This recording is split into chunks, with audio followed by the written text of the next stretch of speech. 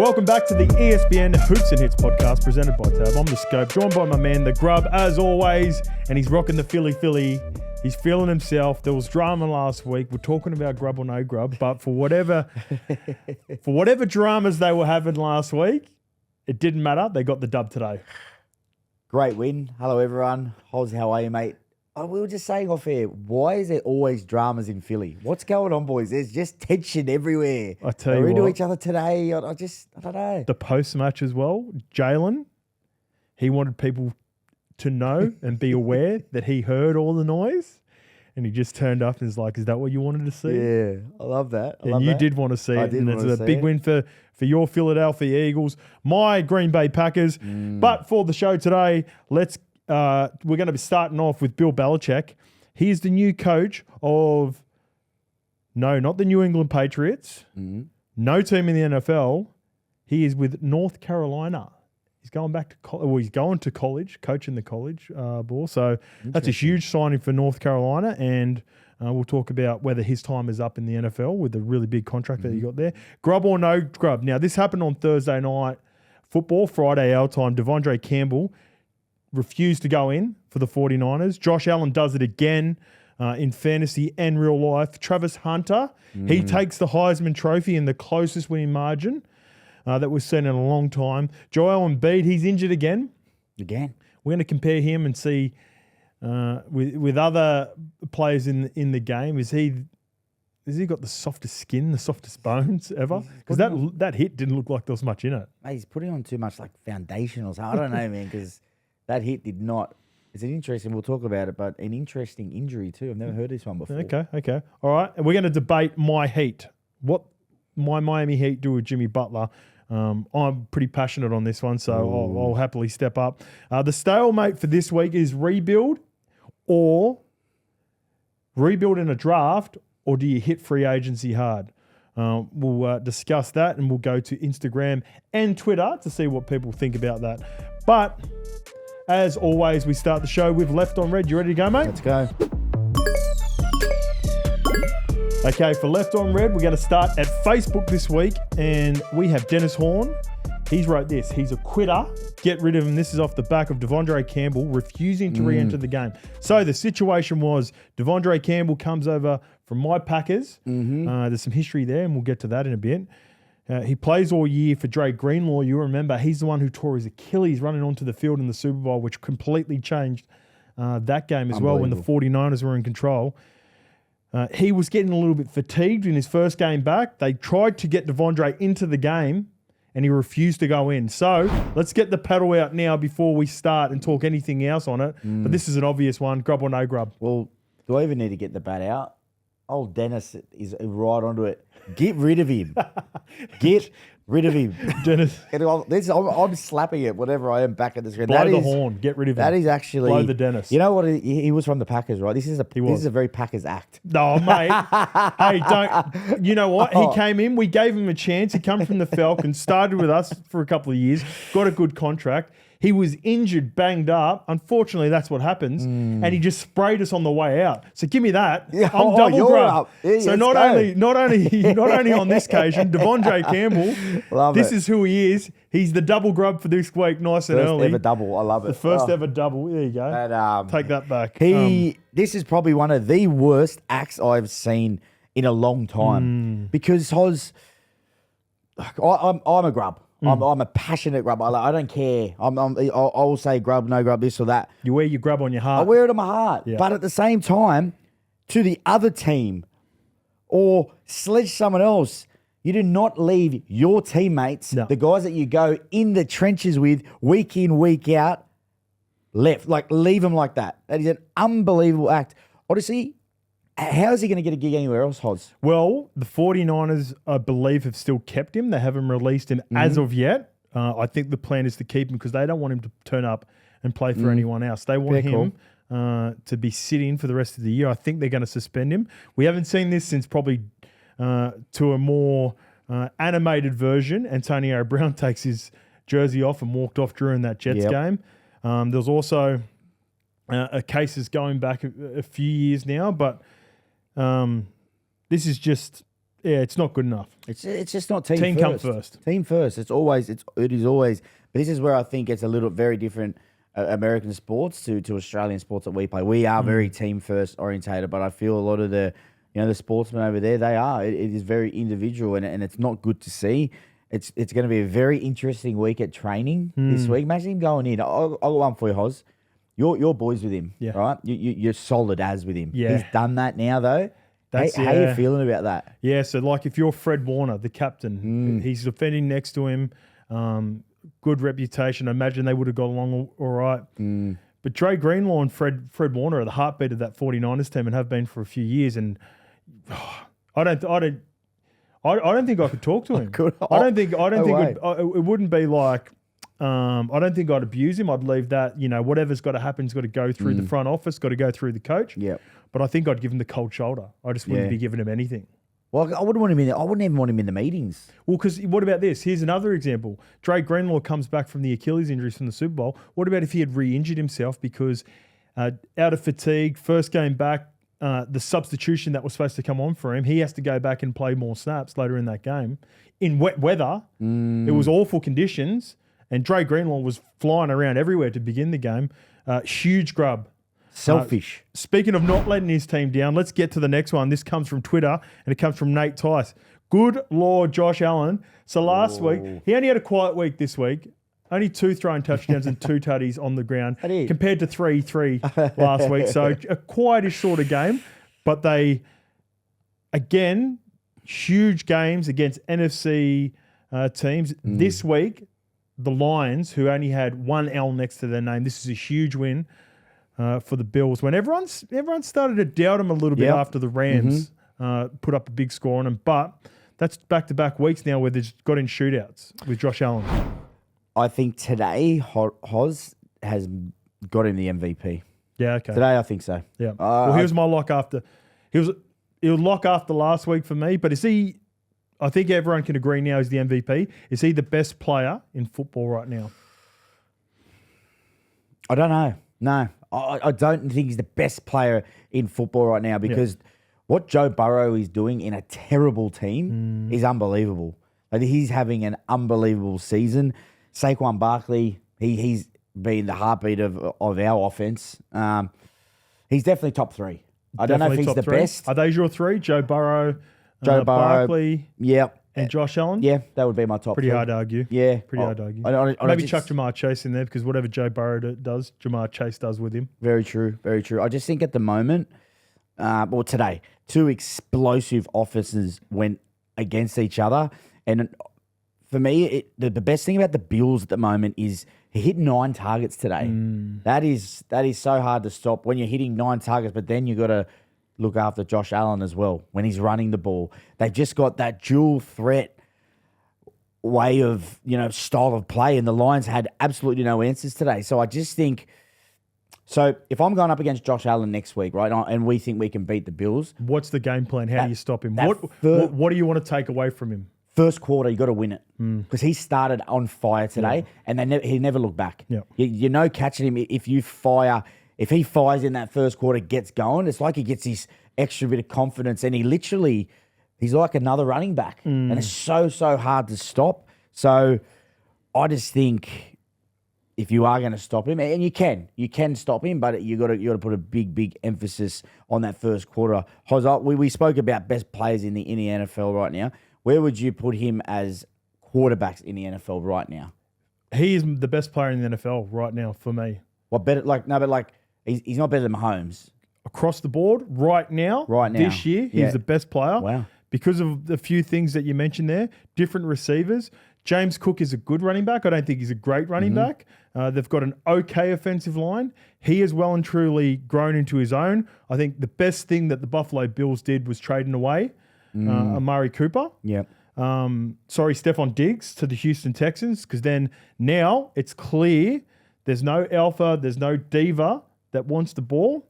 Josh Allen throws to who is open, and he runs when he wants to run or he feels he needs to run. And therefore, he is the most dangerous player and the best player in the NFL right now. I feel at the moment this is the best balance he's had in his game. I feel Josh Allen of old used to try and win the games by himself a lot. And as you said, there was a few divas in Diggs around him. He felt he had to get them the ball when it probably wasn't on. But then sometimes he felt when Diggs wasn't on, he'd have to win it himself. So I just feel the balance right now in Buffalo is really good, and they're going to be a threat later on in the year. All right, let's go from the best player in the NFL to the best player in college football. And this one comes from Twitter, and it comes from Sergeant Squid. Love the name, by the way. Squiddy. The Squiddy. The Heisman Trophy is now a joke. Just a popularity contest. There were way better players on both sides of the ball. The committee got it wrong. Jeanty got robbed. Referring to Ashton Jeanty, the running back from Boise State. Travis Hunter wins the Heisman Trophy. Did they get it right? Is the Heisman a popularity contest? I don't think so. I think the Squid's been a bit harsh. I think... Oh, you're happy with Travis Hunter? So you're... Yeah, absolutely. Yeah, okay, yep.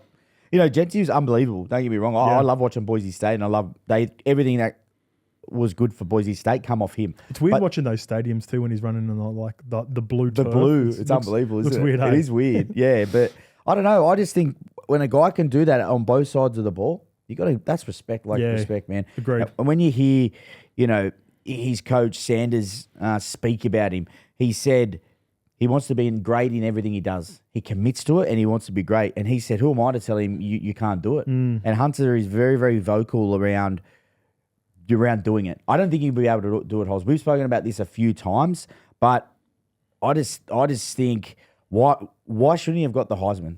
The question is around it is he didn't come up with as bigger plays as other people that were in and around it, but in those positions, he's going to be a tricky draft prospect because he stats wise he's not going to line up with the best DB, the best cornerback, or the best wide receivers in the league, but he's been doing both of them. So the biggest question mark is he willing to just choose one, and then what position you draft him at? Because I believe he's elite at both of them. It's just the fact that I think fatigue-wise, it takes some energy out of him, so he doesn't play to his full capacity at one position, and it's going to be up to NFL teams to convince him to stick to one, and I have no idea which one that's going to be. And I think he deserves to win the Heisman because when you look at, I thought Jeanty had a really good season and he was outstanding, and I wouldn't have disagreed if Ashton had got it as well. But to do what he's done on both sides of the ball, he is actually the most deserving winner of a Heisman in a while because he's actually out there on both sides of the ball where you might have a really good offense and a bad defense or vice versa. You might play for some of those Georgia Bulldog teams that just had really good defenses and not do much on offense. It wasn't required, just run the ball. So he did it all. You know what I'd like to see, Hoz, in comparison? So they say he's super fit on both, because it has to be on both sides of the ball. But what is their super fit compared to our super fit? Yeah, different cardio. So super fit in the NRL, like guys that I've seen, like Gutho. He apparently is one of the fittest guys ever. Yep. I wonder, comparison wise, how would he compare? Like the testing, yeah. Look, it's very hard because they've got to do short area quickness. They've got to be power. They've got to be speed. They've got to be on it. And then, Gutho can run for days, but he can run at 70% for days. Yep. So whether that version of Gutho would do anything in an NFL game, because Gutho's not running 100, there might be one or two occasions that he goes full sprint. Yep. That's either to score or save a try. That's it in 80 minutes. So completely different versions of cardio. Staying in college though, and this one comes from Instagram. It comes from No Limit TK Rangi, I think. And the legacy is gone, referring to Bill Belichick as he becomes North Carolina University's new head coach. I believe he signed a 5-year deal at the Tar Heels. How does this affect his legacy? Good move for Bill. Are you happy to see this in college ball? Or do you think this sort of getting this out of the way early, maybe Bill had an idea that NFL teams weren't interested in giving him full control? I really disagree with the legacy gone. Yeah, so do I. I think it's a bit strong. 500 games in the NRL, six NFL? Super Bowls. Sorry, NFL, 6 Super Bowls. Come on, legacy gone. He hasn't even started yet. Gee, we're hard. We are harsh. We're critics. Bloke hasn't even walked in the building yet, and I just think that is a very harsh call.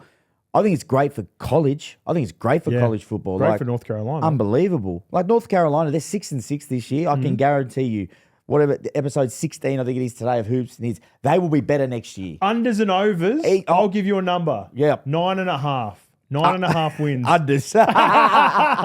They're not going to be, he's not that good, but. Look what Deion Sanders has done in Colorado. Well, there you go. But I honestly think one thing I will say, Hoz, in all this is Bill Belichick coached Tom Brady. Yeah. So whoever is in that system right now, just get all that out of him. It might not have been Bill Belichick's coaching in all this. It might have just been Tom Brady. That's what's being asked. That's what you sort of just led to then about did NFL teams not want him. But he's coached Tom Brady. He's coached the best. Yeah. So if I'm a quarterback, I'm going up to him and say, what did Tom do before games? Yeah. How did Tom do this? How did Tom do that? And just soaking all that at him. So that's where I think it could be good. I think for Bill, it'll be a little bit hard dealing with younger kids though. Yeah. In the NFL, you get rooks. They come in, but you get a lot of guys that know what they got to do. They know their role. They're confident in what they do. They know how to prep. They do recovery. But I just think it'll just be a little bit different. How do you think you'll go with maybe putting an arm around someone a little bit more than he has to in the NFL? He's renowned for his discipline, non-negotiables, being hard on people. There were occasions where players would have really good games. You think about Malcolm Butler, the Super Bowl hero, who has, wins them basically that Super Bowl against the Seahawks. A couple of years later, he's gone. Running backs that had a couple of good games, but then disciplined, didn't step up. Gone, not playing, and would rotate them. So it's going to be it's funny. He's going to have to be different. And during that time, he had really good leadership at pretty much every level on both sides of the ball. Teddy Bruschi's of the world, Vince Wilfork, Tom Brady, obviously. So now you're not going to get the opportunity to do that for 2 or 3 years and have those guys because all your leaders eventually are going to have to leave. So. Give him a couple of years. Legacy is nowhere near done yet, but we'll see how he goes in a couple of years and see if we can. I'm going to go overs. I'm going to go against you. Yeah. I think he'll change the culture in a quick way. I've already seen that an offensive lineman who was going to go on the portal changed his mind off the back of the news. So there you go. Really? Keeping vets. That's big. They're already going to Facebook, and this is, we're talking about Joel Embiid before. Is this the softest contact I've seen all season? He flops better than LeBron. Now, the news has come out after as well. And by the way, no one flops better than LeBron. Oh, I knew you had to say something. The next comment is from Instagram, and it's odds on point. Man, this guy is cursed, but even then, it's still hard to feel sorry for him. So Joel Embiid looked like there wasn't much in the contact at all, but he has fractured his face somehow, and he's going to be missing time. How do you feel about Joel Embiid? Just to clarify, fractured his sinus. Sinus. Never heard that before. Never heard it. When I read it on ESPN before, I was like, wow, fractured his sinus. Does that affect your ability to sneeze? Oh, God, I wouldn't have a clue what it affects, but all I know is that little love tap should not have done anything. And I just don't know what's going on with this guy. Would Joel be 7 foot? How many times do you reckon in his life, even when he was a youngster, he'd get hit in the head? So maybe he's just got soft bones, he's very soft-natured. He talks a big game. He's a bit dribbly. But I don't know. Joel's up there, and I think, and we go back to LeBron. This all started 20 years ago when LeBron started doing this. This wasn't. It wasn't in these days, You cannot compare LeBron to Embiid. Oh no, this way. All started. Joel Embiid is a product of LeBron James. I'm telling you, this didn't happen in the Scottie Pippen, Michael Jordan era, mate. Players didn't flop like that. They actually got hit. I know you got hate on LeBron, but that is a poor comparison. This guy, that was like it was a love tap. Yeah. So Joel's the OG, but LeBron's the triple OG. He's the main. I nearly agreed with you then. I just, for me, and look, the 76ers have had some really bad injuries this year. Paul George, Maxey, Embiid. I'm going to say it. He needs to go. Yep. I just get him out. For something with Embiid and Philly, it's just not happening at the moment. You bring in good players, but it's just still not happening. How long is he going to be out for now? A fracture's 4 to probably 6 weeks. He'll come back with the Batman face thing again and carry. It's just not working. Hoz, are you getting rid? And look, but let's be real. He's a great center. He's a good player. He is. He was an MVP last year. But are you going to get rid of him because of all this stuff, or do you feel? Is there anyone thereabouts an Embiid who could put in, but also get someone else to juice up that Philadelphia team. Would be a huge draw to any team he went to. Don't get me wrong. For me, for Philly, I would have given up on him 3 or 4 years ago. He's not the franchise, the way he sort of carried on. But in saying that, the thing that Philly would be worried about, as soon as he goes to another team that needs that last little extra piece, he doesn't have to be the guy. Potentially comes in and buys in with strong leadership. He can take that team, some of these teams that are, right on the brink and put them over the top for sure. And that's what Philly are worried about. So if you do trade him, you're going to need some compensation. One of those teams that have been in talks with him are my Miami Heat. Now, they've been rumoured to be looking at guys like Joel Embiid, Giannis, and Dame Lillard for years to sort of try to build around Jimmy. It looks like it's the end of Jimmy. And all the chat through the week is that he is open to moving on now. This one comes from Selv Radlowski. It's the East. If they add a piece, they'll get into the conference finals, and this is Jimmy too. Dude hibernates until game 83, and then he turns into playoff Jimmy. The other one comes from Facebook, and it's from Frank Olsen. Jimmy was injured last year. We crept into the playoffs last year and took a game off the Celtics in their building. Without Jimmy, since 2020, we have gone to the finals twice, and we've got beaten in the Eastern Conference in 2022. We are better with him.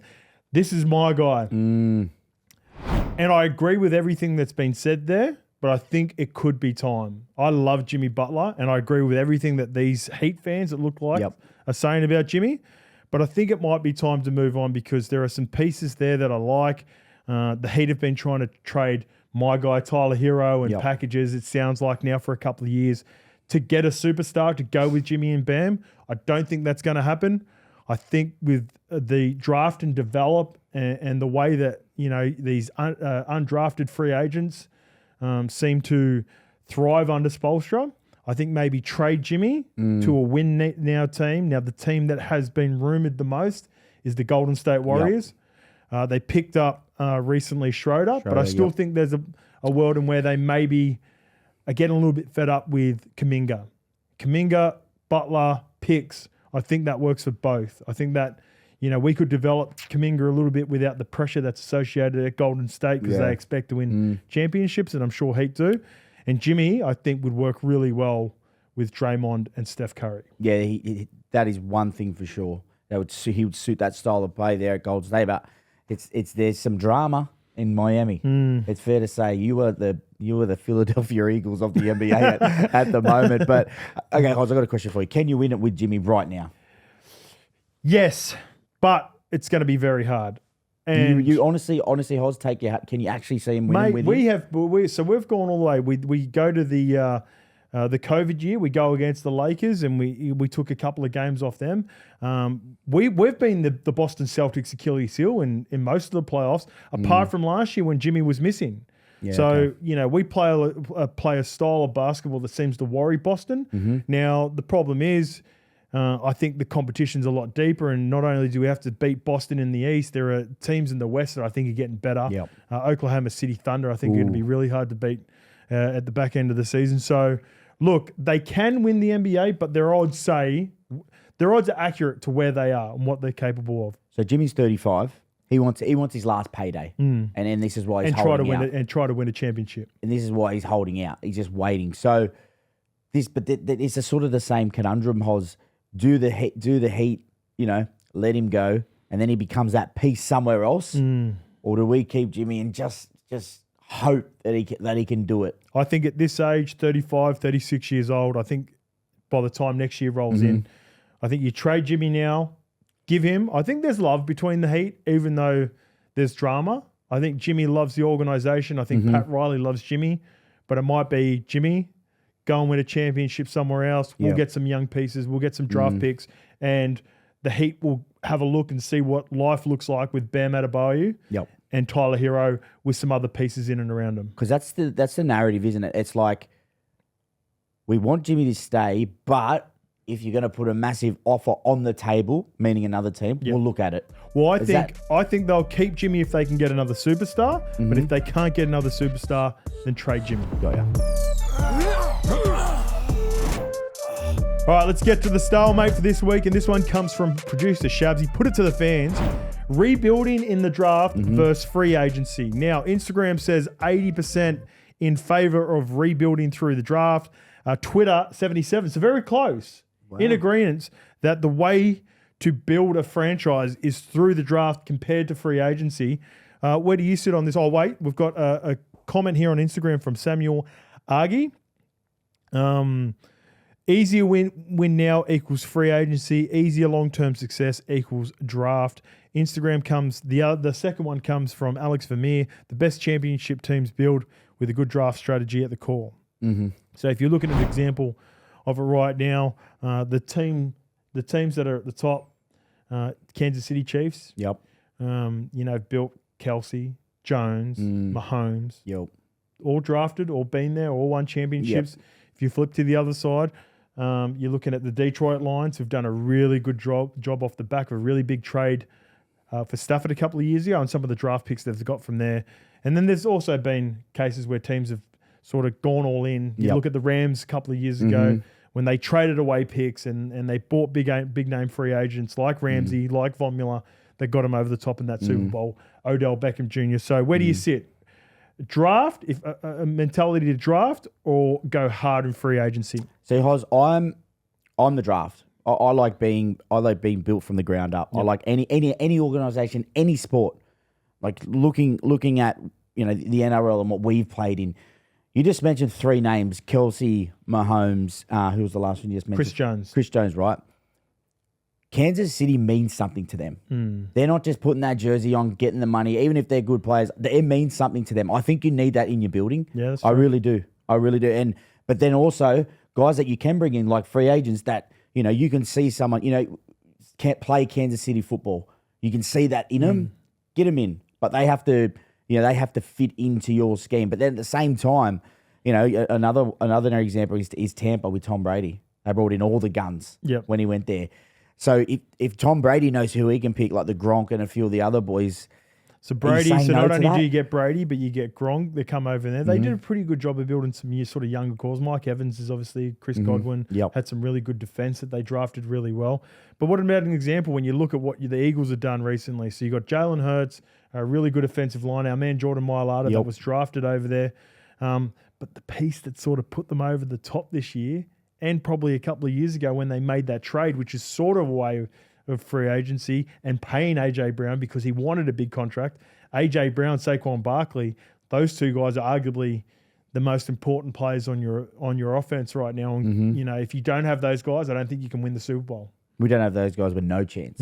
Like that's it. They're our two go-to guys. Saquon on the ground and Brown in the air. But I just think you got to get it right. I think it's I'd go like it's 60-40. Like I'd be drafting, I'd be wanting guys in the building that want to be in that building. But at the same time, I just think a perfect example, you said Detroit at the moment. I think Dan Campbell would know who he's bringing into that building. He knows the Detroit guys. He knows exactly what type of person you need to be. And like he might say no to some people, even if they are guns. Yep. And because it doesn't suit the team. It doesn't suit Detroit football. So I think it's a very big balance. And not just one thing I want to say also on it is just at the moment, I said it in the room before about, the lower teams going after the big quarterbacks from college. Sometimes at certain points in their career, you've got Stroud at the moment killing it. Caleb Williams just coming out. Bryce Young starting to play a little bit better the last 3 or 4 weeks without getting wins. But then you look at Lawrence, nearly one of the highest paid quarterbacks at the moment. We look at the 2 years back to back, and this pretty much sums up what the NFL's. You get Trevor Lawrence or Joe Burrow going number one year, Trevor Lawrence the next year, and that was 3 or 4 years ago now. Yep. And look at the trajectory of those two quarterbacks right now. Now, Trevor Lawrence is still young. I still think there's some hope. He did have a lot better season this year, sort of felt fallen off, got injured. We'll see what Trevor Lawrence becomes, but it is a good example. I think more 80-20 is the way to go. Moving on to the Pick-6 presented by Tab. And this week, Grub, is presented by me and you. Unfortunately, Cynthia, we let her down last week. Give me the grub or no grub. Do not say we. Give me the grub or no grub. Let's not say we, because I think I do remember what you picked. Okay, so we'll go back to the tape for this one as well, because originally I did pick the Packers. You talked me out of it. Grub from you to go against your Eagles. You wanted to. We let the team down with the pick-6. I said I dare you to go against us because But I had the Packers. We were locked in. We were ready to go. They get the dub against the Seahawks. That's the pick-6. Just never go against Philly, mate. That is so a lesson. Who's the Grub? Maybe the listeners can let us know. Let's know. Who's the Grub out of the two? Me for changing my pick, or Grub for convincing me to change it away from my Packers? Oh, mate. There you go. We'll see. All right, that was the only loss that we had. The Steelers, they didn't get the job done against the Eagles. So for this week, for the pick-6, we've got 6 games in front of us. You're going to go first. The Chargers versus Broncos. Who wins that game? I'm going to go the Chargers at home to bounce back after that poor loss to Tampa. But the Broncos are looking good at the same time. But I think Chargers will bounce back. Okay. Ravens versus Steelers, division rivals. This is always Ravens easy. Oh, easy. Yeah, we upset the Steelers today. Okay, you think they're Steelers are going to slide now? I'm saying they're sliding okay. heavy. Bills versus Patriots, another division rival. Easy Easy? Bills. Yeah, Allen will break another record. You know what? I think the opposite. I think they would be doing this that early that maybe we see the backup quarterback by halftime because the Patriots are absolutely struggling at the moment. They get a 30-point lead. Josh Allen comes out. He's got the MVP sorted. You don't need to be risking him in a game like First this. quarter, Patriots. I think they hammer the Patriots. Falcons versus the Giants for me. This is so tricky.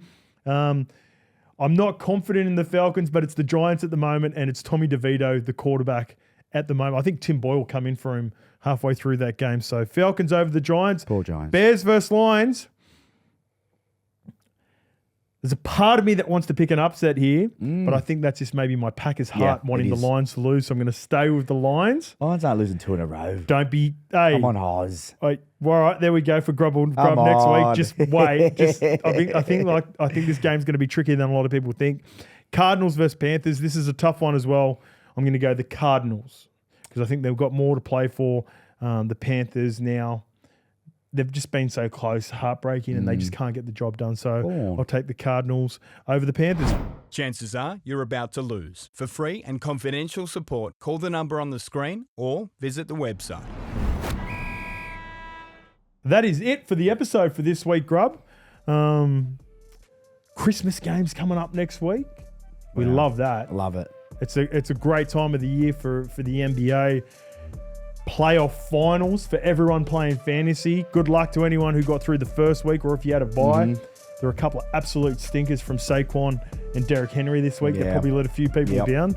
But if you are still going, some really big games coming up. And number 1 seed, now that the potential injury with Mahomes, there's a lot to play for in both the NFC and the AFC for the last 2 weeks of the competition, or 3 weeks. There you go. See you next week.